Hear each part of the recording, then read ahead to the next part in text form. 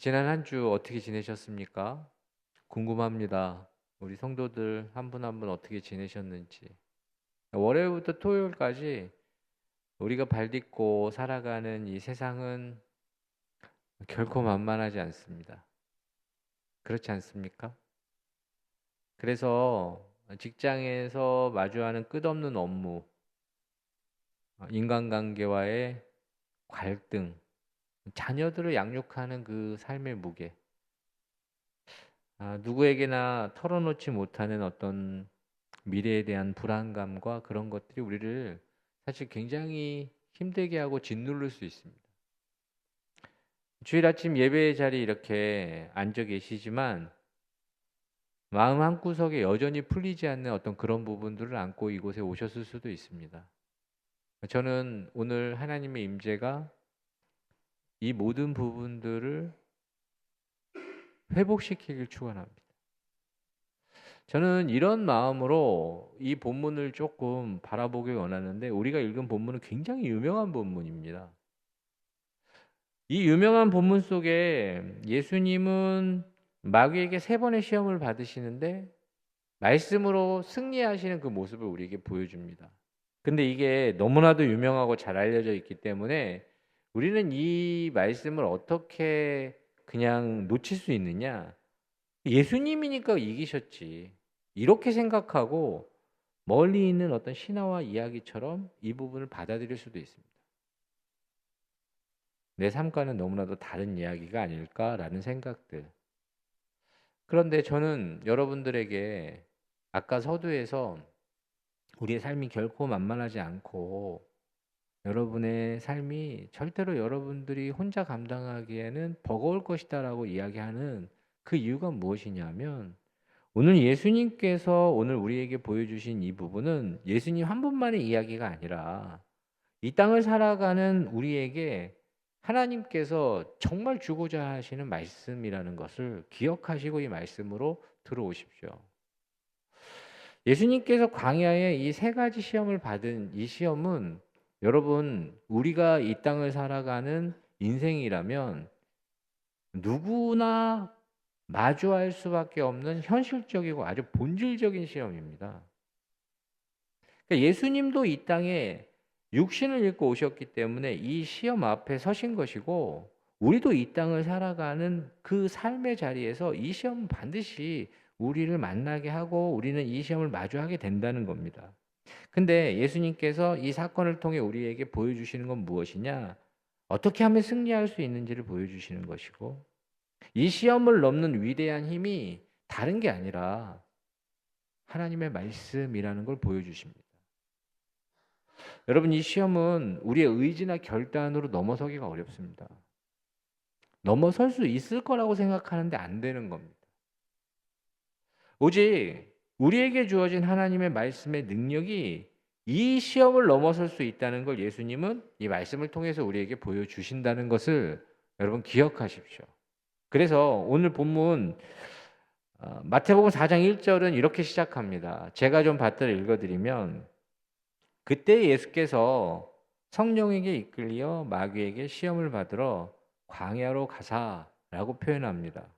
근데 제가 이 마태복음 이 4장 1절을 이렇게 바라보면서 시작하는 이유가 무엇이냐면, 이 내용은 우리가 공간복음이라고 표현되는 마태, 마가, 누가복음에 다 기록되어 있습니다.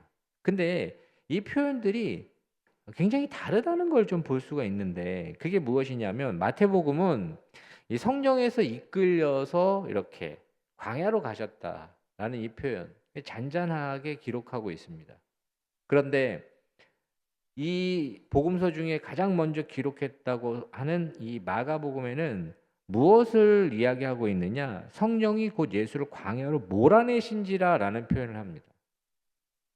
그러니까 몰아내신다라는 이 표현은 원어적인 의미로 강하게 밀어내는 겁니다. 그냥 쭉 밀어내는 어떤 그런 힘이라는 겁니다. 역동적으로 강권하는 것을 표현하는 것인데, 어찌 보면 마태복음하고 조금 다릅니다. 그리고 누가복음 4장에는 이렇게 표현합니다. 예수께서 성령의 충만함을 입어 요단강으로 들어오사 광야에서 40일 동안 성령에 이끌려 마귀에게 시험을 받으시더라라고 그렇게 증언합니다. 그러니까 이 복음서들의 내용을 쭉 살펴보면 명확한 어떤 공통점이 있다는 걸 알게 되는데 그게 무엇이냐면 예수님께서 이 마주하신 이 시험, 이 광야에서 만난 이 시험이 어쩌다 마귀가 틈을 타서 쭉 들어온 게 아니라는 겁니다. 그게 아니라 오히려 성령 하나님께서 주도권을 잡으시고 예수님을 거칠게 지금 메마른 광야의 자리로 강력하게 지금 밀어넣고 있는 것. 이 표현이라는 겁니다. 아니, 그렇다면 우리는 질문합니다. 왜 성령 하나님은 예수님을 그렇게 굳이 외롭고 처절한 광야의 시험의 자리로 그렇게 몰고 가셨냐는 겁니다. 저는 여기서 우리가 꼭 기억해야 될 첫 번째 하나님의 음성이 있는데 그게 무엇이냐면 우리가 인생을 살아가면서 마주하게 되는 이 본질적인 시험을 예수님을 통해서 어떻게 승리할 수 있는지를 보여주시는 겁니다. 본이 되시는 것. 그렇기에 성령 하나님이 예수님을 통하여 그것을 우리에게 보이시기 위하여 지금 광야로 몰고 가신 겁니다. 두 번째, 또 한 가지 살펴본다면 이 시험이 우리 삶 가운데 찾아온다는 것 자체, 이 자체를 사실 우리는 여러 가지 해석을 할 수 있지만 이 부분을 깊이 살펴봐야 되는 게 무엇이냐. 예수님께서 지금 시험을 받으시는 이 모습을 보며 우리는 무엇을 발견해야 되느냐. 우리 삶에 시험이 찾아온다는 것 자체가 우리의 믿음이 부족하거나 우리가 무엇인가 심각한 잘못을 저질렀기 때문에 찾아오는 게 아니라는 겁니다. 예수님을 그렇게 몰고 가셔서 지금 보이시는 그 모습 속에 그럼 두 가지를 기억하십시오. 첫 번째는 예수님이 승리하시는 본을 보이시고 두 번째는 이건 우리의 잘못이나 믿음의 부족이 아니라 하나님이 드러내고자 하시는 부분이 있다는 겁니다. 자, 많은 성도들이 사실 이런 시험을 받으면 스스로 자신을 낙심하고 정죄하는 모습이 보이는데 그게 무엇이냐면 내가 너무 기도를 안 해서 내가 신앙생활을 너무 제대로 안 해서 이런 일이 있나? 그렇게 시험을 받아들입니다. 그리고 내가 무엇을 잘못했기 때문에 이런 게 아닌가라고 그렇게 받아들입니다. 오늘 성령 하나님께서 우리에게 말씀하십니다. 아닙니다. 여러분 그렇지 않아도 시험은 우리에게 찾아올 수 있습니다. 사단의 시험은 믿음이 없는 사람에게만 찾아오는 것이 아니라 오히려 하나님께서 하고자 하시는 위대한 일을 시작하기 바로 그 순간 어쩌면 하나님 뜻 안에서 우리가 온전히 살아가려고 순종하려고 몸부림치는 그때 그 순간 여러분 사단의 공격은 더욱 치열하게 우리에게 다가올 수 있는 겁니다. 예수님께서 이 광야에서 시험을 받으시기 직전의 상황을 본다면 여러분 잘 알고 있는 예수님이 세례받는 사건이 나옵니다. 그 세례받는 사건 속에 하나님께서는 하늘을 여시고 이는 내 사랑하는 자요 기뻐하는 자다라고 그렇게 말씀하시면서 성령이 비둘기같이 충만하게 임하는 모습이 나옵니다. 그리고 나서 곧 직후에 어떤 일이 일어나느냐? 이렇게 광야에 나가서 시험 받으시는 모습이 나온다는 겁니다. 그렇다면 우리도 이 부분을 깊이 생각할 때 우리가 눈물로 회개하고 결단할 때 있지 않습니까?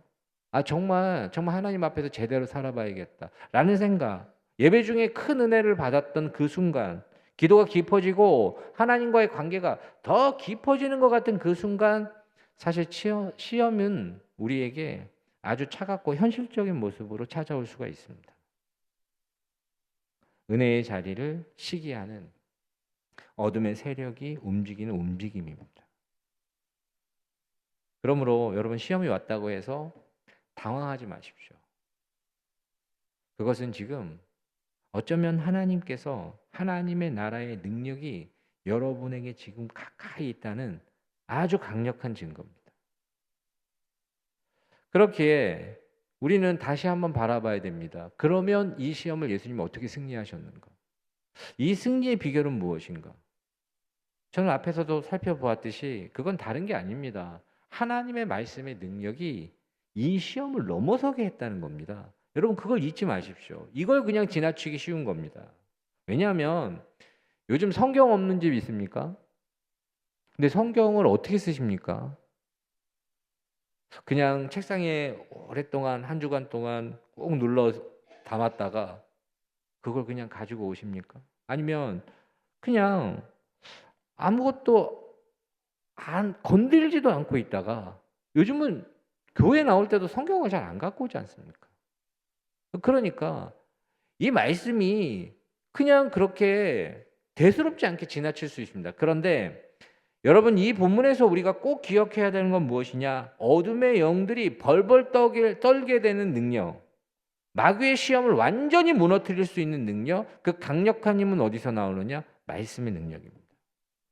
그래서 하나님은 히브리서 4장 12절에 말씀의 능력을 이렇게 표현합니다. 이 말씀은 너무 중요하니까 제가 좀 읽어드리면 잘 들으십시오. 하나님의 말씀은 살아있고 활력이 있어 좌우의 날선 어떤 검보다도 예리하여 혼과 영과 및 관절과 골수를 찔러 쪼개기까지 하여 또 마음의 생각과 뜻을 판단하니. 아멘. 이 말씀을 외우십시오. 암송하면 참 좋습니다. 그래서 하나님의 말씀은 어떠냐? 좌우의 어떤 날선 검보다 예리해서 우리의 혼과 영과 골수를 찔러 쪼개기까지 마음 깊은 곳을 감찰할 뿐만 아니라 살아나게 할 수 있는 힘.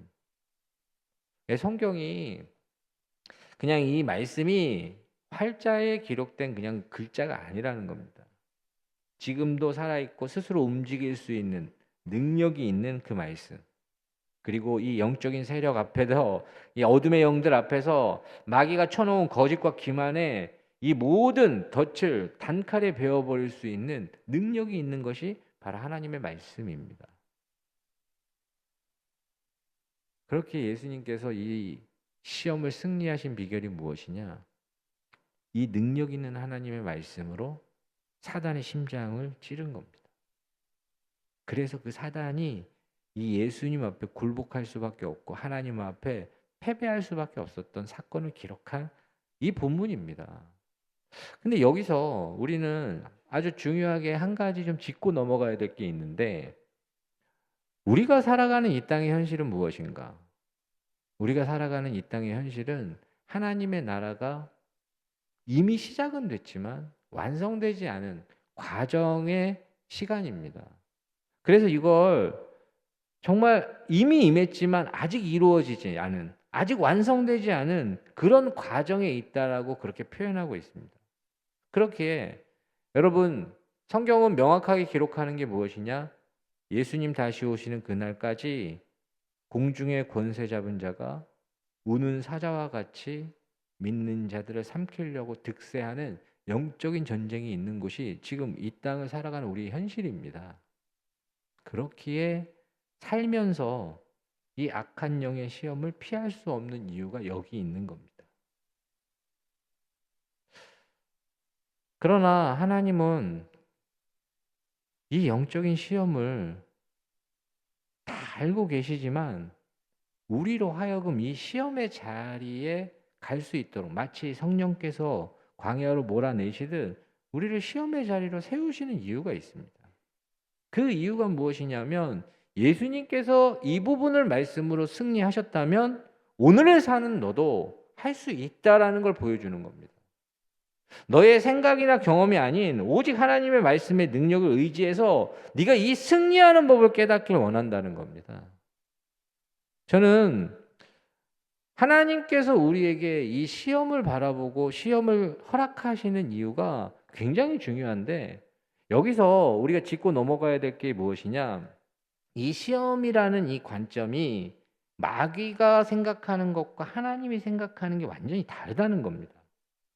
여러분 마귀는 이 시험을 가져다 주는 이 마귀는 이 시험을 어떻게 생각하고 있느냐? 우리에게 유혹의 관점으로 보고 있는 겁니다. 유혹은 뭐냐면 누군가를 파괴하기 위해서 시험하는 겁니다. 그래서 짐승을 잡기 위해 덫을 놓듯 우리 삶에 덫을 놓아서 함정을 파서 우리를 걸려 넘어뜨리게 함으로 영혼이 파괴되고 낙심하게 만들어 하나님과의 관계를 끊어버리기 위해서 이 시험을 마귀는 사용합니다. 그런데 아까 제가 말씀드린 하나님도 이 시험을 우리에게 허락하시는데 그럼 하나님의 관점에서 이 시험은 무엇이냐? 이게 바로 테스트라는 관점입니다.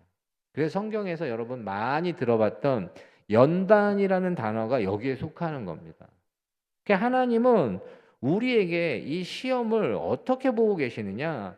자녀가 시험을 치르고 또 무엇인가 어떤 관문을 통과할 때마다 학년이 올라가듯이 우리는 이 시험을 말씀의 능력으로 넘어서게 하심으로 우리의 영적인 체급을 하나님 성장시키시는 도구로 이 시험을 쓰신다는 것이고 바라보고 계신다는 겁니다. 그래서 우리의 인간의 한계는 도저히 넘어설 수 없는 그 장벽을 하나님이 임재하셔서 그 말씀의 능력으로 우리에게 이걸 뛰어넘게 하심으로 하나님은 영적인 테스트의 과정, 연단의 과정을 통해 우리를 이렇게 세우시는 겁니다.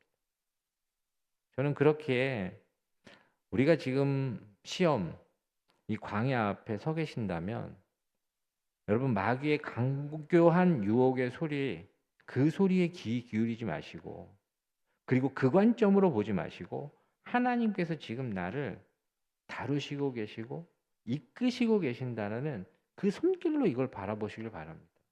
여러분 온실 속의 그 화초 마치 그것과 같을 때 우리 믿음이 자라지 않습니다. 기억하십시오. 우리의 믿음은 온실 속에서 절대 자라지 않습니다. 우리의 믿음은 사탄의 시험이라는 거친 그 바다, 그 바람, 그 앞에서 하나님의 말씀의 능력을 우리가 실제로 경험하고 그 말씀이 일하시는 것을 우리가 눈으로 목도할 때 폭발적으로 성장하는 겁니다. 마치 저는 이걸 무엇으로 여러분들에게 설명하고 싶으냐?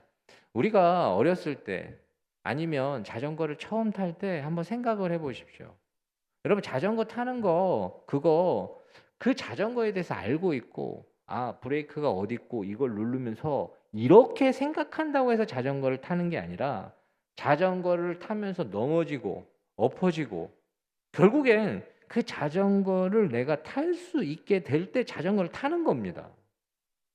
이건 무엇과 같으냐? 오늘 말씀에 빗대어서 하나님의 말씀에 능력이 있다는 걸 여러분 우리가 다 알고 있습니다. 근데 아는 것과 그 말씀의 능력을 직접 경험해서 승리하는 것과는 다른 겁니다.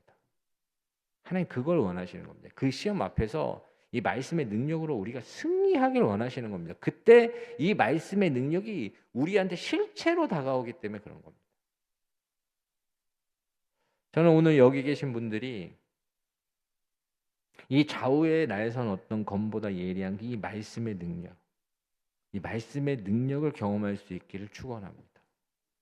그 관점으로 예수님께서 어떻게 이 시험을 승리하셨는지 다시 한번 자세히 살펴보길 원하는데 여러분 첫 번째 시험은 무엇이냐면 마태복음 4장 3절 말씀이 나오는데 제가 좀 받들어 읽어드리면 시험하는 자가 예수께 나와 이르되 내가 만일 하나님의 아들이거든 명하여 이 돌들로 떡덩이가 되게 하라.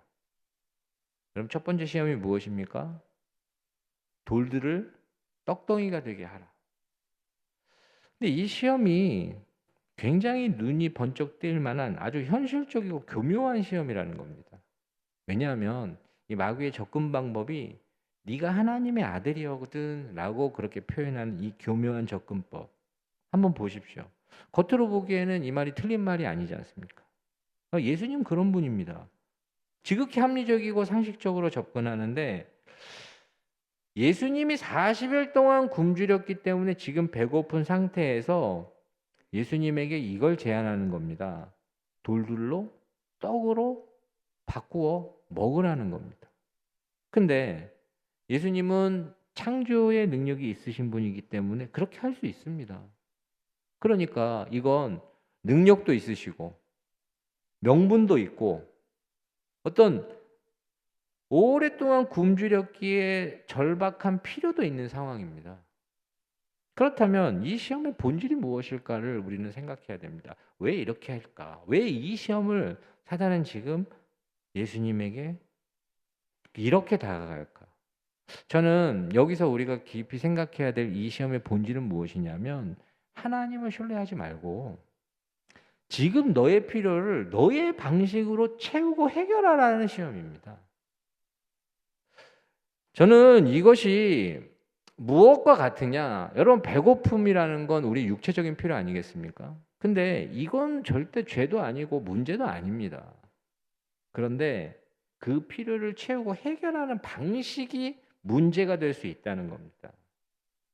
하나님을 신뢰하지 못하고 결국에는 내 육신의 본능과 내 인간적인 수단과 이 모든 걸 동원해서 내가 원하는 걸 내 방식대로 채우는 것, 그것만이 나로 하여금 살 수 있게 할 수 있다라는 어떤 믿음과 힘과 어떤 그 모든 것이 거기에 달려 있다고 생각하는 것.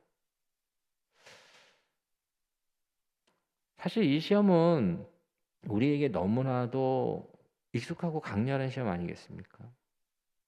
여러분, 현실을 살아가는 우리에게 통장의 잔고가 바닥나고 경제적인 어려움이 찾아오고 어떻게 할 수 없는 어떤 그런 극심한 불안감이 찾아오고 당장 생계가 걸려있는 그 차가운 현실의 벽 앞에 이렇게 속삭일 수 있습니다. 마귀가. 너 지금 이렇게 힘든 처지와 상황인데 어떻게 하나님만 바라보고 기도만 하냐? 아니, 지금 이 상황에서 지금 예배가 중요하냐? 그냥 지금 너가 할 수 있는 최선의 방법을 가지고 네 방법대로 채워라. 너 그게 필요하지 않냐? 여러분, 이 실문의 이 속삭임은 무엇과 같으냐? 예수님에게 이 널려있는 돌들, 이걸 떡으로 만들어서 너의 굶주림부터 당장 채우라고 그렇게 이야기했던 사탄의 유혹과 이 유혹이 다르지 않습니다. 이 절대정명의 위기는 우리에게 무엇을 가져다 주느냐? 갈등하게 합니다, 사실. 그때 예수님이 본문 4장 4절에 이렇게 응답합니다. 본문 4장 4절 말씀을 받들어 읽어드리면 예수께서 대답하여 이르시되 기록되었으되 사람이 떡으로만 살 것이 아니요 하나님의 입으로부터 나오는 모든 말씀으로 살 것이니라 하였느니라 하시니. 아멘. 예수님이 대답하시는 이 질문을 잘 보십시오. 사람이 살아가는데 떡이 필요하다는 사실을 결코 부정하는 게 아닙니다. 우리가 먹고 입고 마시는 이 생계의 문제가 얼마나 치열하고 중요한 문제인지 예수님 알고 계십니다. 다만 예수님은 지금 하나님보다 앞서는 이 필요를 채우라는 이 부분을 거절하신 겁니다. 이 말씀은 사람이 떡으로만 살 것이 아니요라는 그 표현, 육신의 떡은 절실히 필요하지만 정말 그 문제만 해결된다면 내가 살 수 있을까라는 그 본질적인 질문에 대해서 지금 예수님 답하시는 겁니다.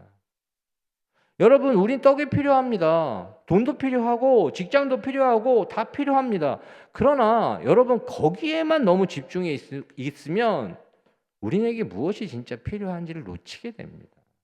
그게 필요 없다는 게 아닙니다. 그러나 여러분이 어떤 존재인지를 깨닫는다면 우리는 우리에게 떡만 있어서 살 수 없는 존재라는 걸 알게 된다는 겁니다. 그런데 지금 이 질문은 무엇이냐면 너에게 지금 당장 필요한 게 떡이니 떡으로 너를 채우라는 겁니다. 그것이 네가 살 길이다라는 표현인데 예수님 그걸 거부하시며 무엇을 말씀하시고 싶으신 거냐? 우리가 하나님의 형상으로 지은 바 받았다면 우리는 하나님께서 우리에게 찾아와 채워야 채울 수 있는 이 생명의 말씀으로 채워야 우리가 살아날 수 있는 존재임을 우리가 신뢰하고 믿길 원하시기에 이 말씀을 하시는 겁니다. 여러분, 이 말씀의 배경은 다름이 아니라 신명기의 말씀인데 이 신명기의 말씀은 이스라엘 민족이 광야를 걸을 때 일어났던 사건들을 기록한 말씀입니다. 그들이 광야를 걸을 때 배고팠습니다. 그 광야에 먹을 게 어디 있습니까? 목말랐습니다. 마실 물이 어디 있습니까? 그런데 하나님이 매일 만나를 하늘에서 내려주시고 반석에서 물을 주시며 그들에게 하나님이 함께 하실 때 그들의 필요를 채우시는 하나님을 보여주시는데 그때 그들에게 가르치는 게 무엇이냐? 사람이 떡으로만 사는 게 아니라 하나님이 너희와 함께 할 때 그 필요와 하나님의 말씀과 하나님의 임재가 너희를 살리는 것이다라는 걸 보여주는 겁니다. 여러분, 저는 묻습니다. 여러분 만약에 이스라엘 민족에게 하나님이 그들에게 필요했던 떡만 주셨다면, 물만 주셨다면, 여러분 그들이 정말 오늘 성경에서 나온 대로 그들이 목적했던 하나님이 약속했던 가나안 땅까지 갈 수 있었을까?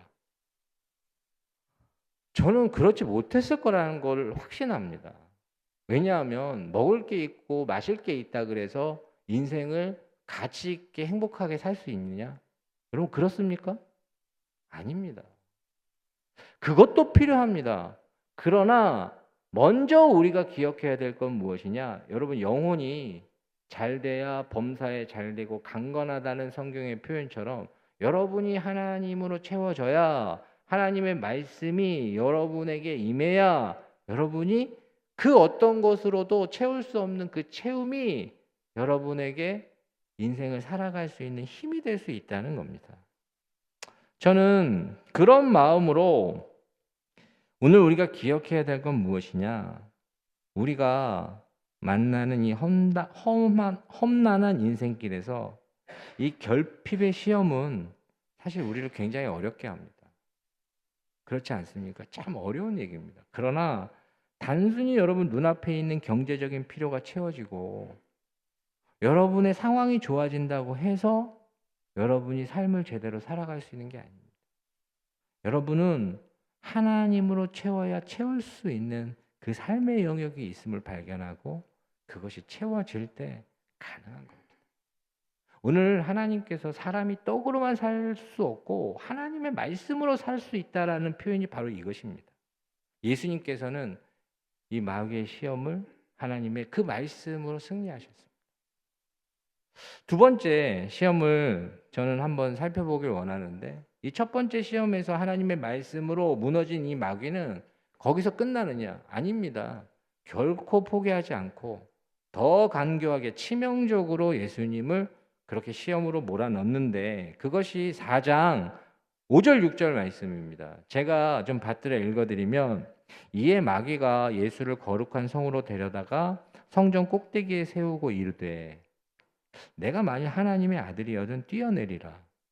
기록되었으되 그가 너를 위하여 그의 사자들을 명하시리니 그들이 손으로 너를 받들어 발이 돌에 부딪히지 않게 하리로다 하였느니라. 저는 이 마귀의 이 시험, 거룩한 성 예루살렘 성전 꼭대기에 세운 후에 내가 만일 하나님의 아들이여든 뛰어내려라. 근데 네가 하나님의 아들이라면 하나님의 말씀, 그 시편의 말씀을 통해서 너의 발이 떨어지기 전에 하나님이 천사와 사자를 보내서 너를 구원하실 거다라는 그런 말입니다. 여러분, 이 말이 무엇인 줄 아십니까? 이 시험의 본질은 이 사탄이 노리고 있는 건 무엇이냐? 정말 하나님이 너를 사랑하신다면 지금 당장 내 눈앞에서 그걸 증명해내라는 이 말입니다. 여러분 여기서 우리가 정말 자주 이 부분을 우리가 경험하고 있지 않습니까? 여러분 이 땅을 살아가면서 우리가 정말 끊임없이 하나님이 정말 너를 사랑하는지 그 약속을 지키시는 분인지 네 눈으로 봐야 될 거 아니냐. 어떤 이런 충동을 이런 음성을 이런 속삭임을 우리도 자주 듣게 됩니다. 사실 우리가 살아가는 현실 속에 여러분 이 시험은 얼마나 자주 우리를 아프게 하는지 모릅니다.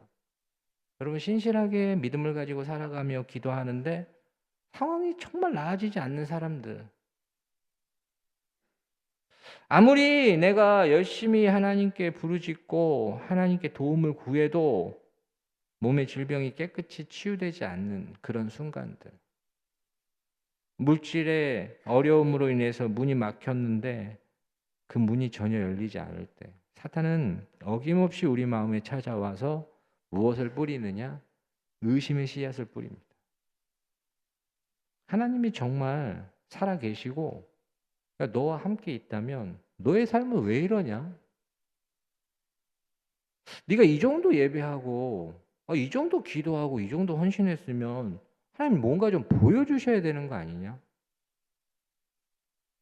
여러분 이 시험의 정체가 여기 있는 겁니다. 이 시험의 정체는 보여달라는 시험인 겁니다. 지금 당장 너의 눈앞에서 증명해라. 여러분, 이 속에 사실 무엇이 있느냐? 하나님의 능력을 당장 확인하고 싶어하는 인간의 그 얄팍한 그 조바심을 사단이 교묘하게 이용하고 있는 겁니다. 그리고 그 조급함 앞에서 예수님께서 지금 말씀하시고 대답하시는 걸 여러분 주의를 기울이십시오. 마태복음 4장 7절 말씀입니다. 예수께서 이르시되 또 기록되었으되 주 너희 하나님을 시험하지 말라 하였느니라 하시니. 아멘. 예수님은 이 사단의 요구대로 성전 꼭대기에서 뛰어내리지 않으십니다. 그 이유가 무엇이냐? 예수님은 우리에게 참된 믿음이 어디에 있는지를 가르치고 싶으시기 때문에 그런 겁니다. 여러분, 성전 꼭대기에서 뛰어내려서 하나님의 능력을 테스트하는 것, 여러분, 그것이 참된 믿음이 아니라, 참된 믿음은 내가 내 뜻대로 뛰어내려 눈앞에 있는 하나님의 능력을 검증하는 것이 아니라 내 생각대로 응답되지 않고 내가 원하는 대로 일이 진행되지 않아도 꿋꿋이 하나님과 함께 오늘 하루를 살아내는 것, 여러분, 그것이 사실 참된 믿음이라는 걸 다 아실 겁니다. 그런데 우리는 우리 조급함을 채우기 위해서, 내 정욕과 내 안위를 채우기 위해서 하나님의 사랑을 자꾸만 시험하게 되고, 이 시험하는 이 신앙은 우리는 어떻게 표현하게 되느냐? 기복신앙이다라고 저는 표현하는 겁니다. 왜냐하면 이 기복신앙은 무엇과 같으냐? 하나님을 기능적인 수단으로만 대합니다. 저는 어제 말씀을 준비하면서 제게 참 은혜로 다가왔던 말씀이 무엇이냐면, 하나님께서 저를 한 번도 기능적으로 대하지 않습니다. 제가 뭘 할 수 있을지, 내가 어떤 걸 가졌는지로 저를 대하지 않습니다. 한 번도 하나님은 그렇게 대하신 적이 없습니다. 그냥 내 존재 자체를 사랑하시고 인격적으로 저를 대하시는 그런 아버지로 저에게 찾아오십니다. 그런데 만약 제가 하나님을 대할 때 내가 필요로 하는 것을 제때 공급해 주시는 분으로만 하나님을 대한다면, 하나님의 그 전능하심을 나의 욕망을 채우는 기능적인 수단으로 하나님을 대한다면 저는 하나님 앞에 어떻게 설 수 있을까? 그 관계 속에 과연 이 시험을 넘어설 수 있는 능력은 가능할 것인가? 저는 그렇지 않다고 생각합니다. 많은 사람들이 오직 축복만을 갈구하는 신앙을 기복신앙이라고 얘기하는데, 그 기복신앙은 저는 축복을 원해서가 잘못됐다라고 생각하지 않습니다. 예, 우리 하나님의 축복을 원할 수 있고 하나님의 축복을 사모합니다. 그러나 하나님을 향한 접근 방식이 철저하게 기능적이기 때문에 이 신앙이 잘못된 겁니다. 자판기에 돈을 넣고 물건을 뽑아내듯이 하나님을 대할 때 내가 원하는 것을 얻기 위하여 하나님을 시험하는 것, 여러분, 이게 기복신앙입니다. 사단이 지금 성전 꼭대기에서 지금 그렇게 기능적으로 하나님을 시험하라고 예수님을 충동하는 겁니다. 네가 하나님의 아들이라면 하나님 그렇게 해주셔야 되는 거 아니냐. 저는 그렇게 하나님을 기능적으로 대할 때 우리는 이 시험을 못 넘어서는 겁니다. 그러나 신실하신 하나님과 함께 내가 걷는 이 길을 묵묵히 받아들이고 수용한다면, 여러분, 하나님은 우리를 최선의 길로 인도하시는 분인 걸 발견하게 된다는 겁니다.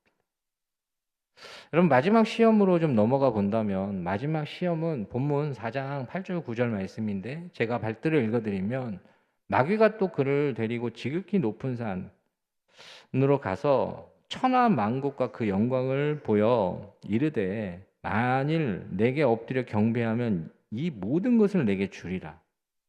마귀가 예수님을 데리고 한 시험이 무엇이냐면, 높은 산으로 올라가서 천하 만국과 그 화려한 영광을 한눈에 보여주고 그렇게 이야기하는 겁니다. 만일 네가 엎드려 내게 경배하면 이 모든 것을 줄 것이다.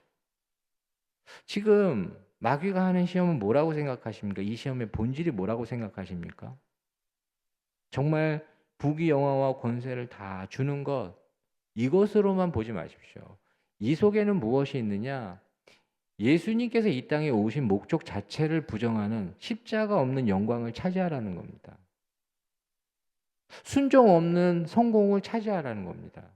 여러분, 이 시험은 무엇이냐? 예수님께서 이 땅에 오신 그 목적, 그분이 이 땅에 오신 목적이 화려하게 모든 걸 차지하고 높아지려고 오시는 것이 아니라 철저하게 낮아지며 십자가에서 물과 피를 쏟으시고 하나님께서 이 땅을 구원하기 위한 하나님의 계획을 이루기 위해서 오신 겁니다. 그런데 지금 마귀가 어떻게 속삭이고 있는 거냐?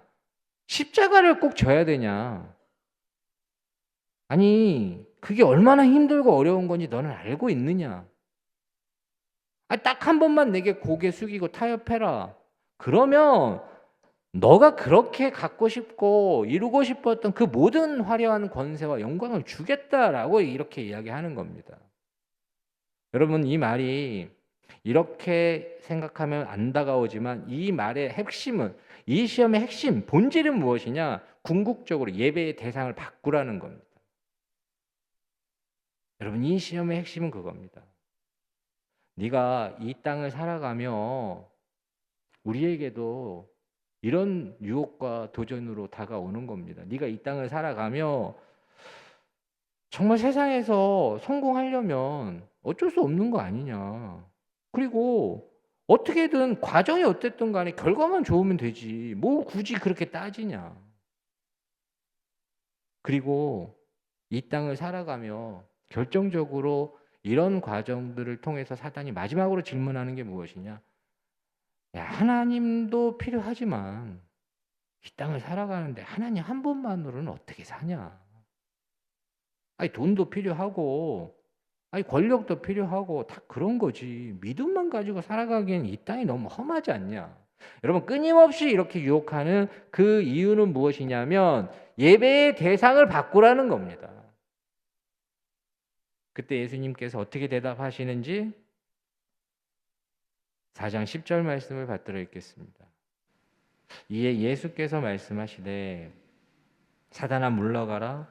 기록되었으되 주 너희 하나님께 경배하고 다만 그를 섬기라 하였느니라. 아멘. 여러분, 예수님께서 하시는 이 말씀은 무엇이냐? 여러분, 성공을 거절하라는 게 아닙니다. 그게 아니라 예배의 대상을 분명히 하라는 겁니다. 여러분, 이 땅에 살아가며 하나님은 우리가 잘 되길 원하시고 성공하길 원하십니다. 정말 어떤 분야든 최선을 다해서 두각을 나타내고 하나님의 영광을 드러내길 원하십니다. 그러나 여러분, 그 속에서 우리가 빠지지 말아야 되는 건 무엇이냐? 여러분의 예배의 대상이 분명해야 되고 여러분에게 주신 은혜가 어디로부터 왔는지에 대한 그 분명한 인식이 있어야 된다는 겁니다. 여러분, 그렇지 않으면 우리는 우리의 이 성공을 위해서 처음엔 그렇게 하려고 하지 않습니다. 그런데 점점 그렇게 가버리는 겁니다. 그게 우리의 예배의 대상이 되고 우리가 소중하게 여겼던 것들이 가장 중요한 이유가 되기 시작할 때 우리는 무너지게 됩니다. 저는 이 자리에서 이 예수님이 치르신 이 시험을 통해서 사단이 우리를 무너뜨리려고 하는 진짜 정체를 여러분들 깨닫기를 원합니다. 그게 무엇이냐? 사단이 우리에게 찾아와서 사단은 우리에게 하나님을 부정하라고 하지 않습니다. 야, 하나님은 없어. 하나님 안 계셔. 이렇게 노골적으로 유혹하는 게 아닙니다. 사단은 어떻게 하느냐? 하나님을 부정하라고 강요하기보다 교묘하게 의심하게 합니다.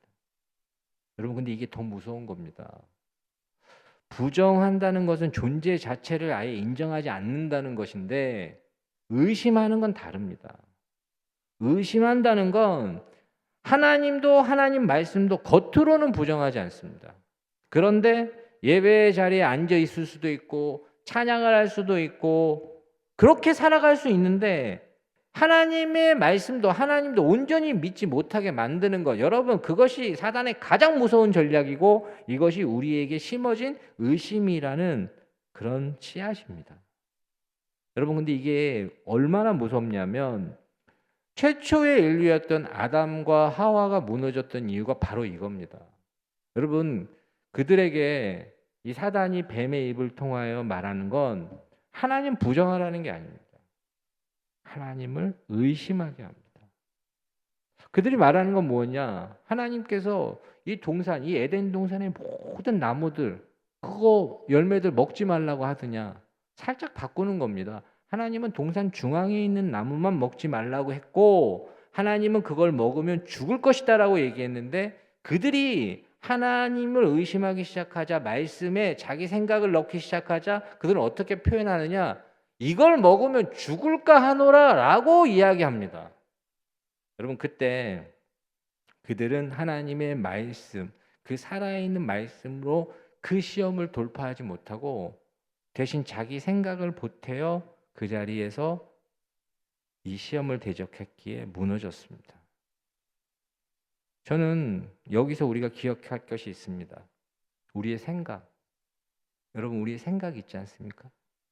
이건 결코 기도가 아닙니다. 이건 결코 하나님의 말씀이 아닙니다. 수많은 그리스도인들이 착각하는 게 무엇이냐? 밤새도록 골방에 앉아서 머릿속으로 이런 생각, 저런 생각, 걱정과 염려 수없이 하고 나서 내가 오늘 기도 많이 했다라고 생각합니다. 여러분, 그거 기도 아닙니다. 그냥 염려한 겁니다. 어떤 사람이 자기가 살아오면서 얻은 세상의 경험, 내 고집, 내 가치관에서 나온 어떤 그런 자기 생각을 하나님의 말씀이냥 착각하며 살아갈 수 있습니다. 여러분, 그러나 속지 마십시오. 여러분, 그 생각은 그저 인간의 생각일 뿐, 그건 결코 우리를 살리는 하나님의 말씀이 아닙니다. 오직 오늘 예수님께서 이 시험을 넘으시는 이 모습을 보십시오. 오직 그분은 이 구약 성경의 신명기 말씀을 정확하게 인용하셔서 기록되었으되라고 선포하며 오직 사단의 이 모든 유혹을 하나님의 말씀의 능력으로 이겨냅니다. 여러분, 예수님은 한 번도 자기 생각으로 맞서지 않습니다. 이 부분에서. 그리고 자신의 뛰어난 생각과 어떤 철학이나 어떤 사상을 가지고 그 시험 앞에 서지 않습니다. 그리고 군대를 동원해 어떤 초자연적인 능력으로 마귀를 찍어 누르고 압도하려고 하지 않습니다. 오직 하나님의 말씀의 능력으로 이 마귀의 대적을, 이 시험을 넘어서는 걸 볼 수 있다는 겁니다. 저는 그렇기에 우리가 꼭 기억해야 될 건 무엇이냐? 성경 말씀을 펼쳤을 때, 그리고 예배 중에 선포되는 이 하나님의 말씀이 내 심령에 깊이 다가와 성령의 세밀한 음성이 들릴 때, 여러분 꼭 기억하십시오. 하나님의 말씀의 능력을 신뢰하시고 그 말씀의 능력은 여러분을 괴롭히는 모든 시험을 넘어설 수 있는 하나님의 능력입니다. 오늘 이 자리에 있는 저와 여러분들이 이 하나님의 말씀의 능력을 정말 실제로 경험할 수 있고 신뢰할 수 있기를 축원합니다. 그래서 우리 교회가 모든 영적인 시험 앞에 하나님의 말씀의 능력이 나타나는 그런 교회가 될 수 있기를 주의 이름으로 축원합니다. 기도하겠습니다. 하나님, 오늘 이 시간 이 말씀의 능력을 우리에게 주셨는데 내 생각을 멈추고 하나님의 말씀이 일할 수 있도록 역사하여 주시옵소서. 예수님의 이름으로 간절히 기도드리옵나이다. 아멘.